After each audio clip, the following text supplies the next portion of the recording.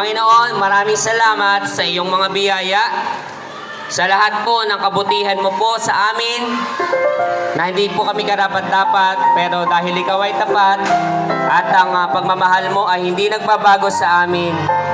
Kaya po, patawarin mo po kami, Panginoon, sa aming pong mga kasalanan, mga pagkukulang na nagawa po namin, maging ito man ay sa isip, sa salita at sa gawa.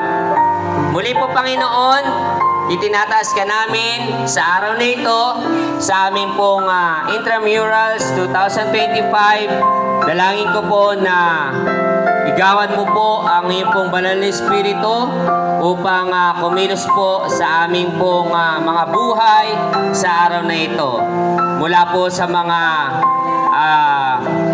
leaders po namin dito po sa aming pong paaralan, sa pangunguna po ng aming pong Principal Conrado S. Gonzales, at sa mga kapwa ko guro, mga magulang at mga mag-aaral sa aming pong paaralan.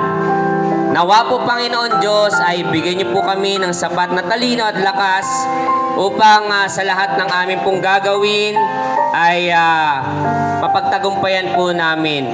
At higit sa lahat ay maging masaya, mapayapa, at ilayuin niyo po kami sa anumang uri ng kapahamakan, sakit o aksidente, Panginoon Diyos, sa mga gagawin po namin, lalo na po sa mga laro po na gaganapin sa araw na ito.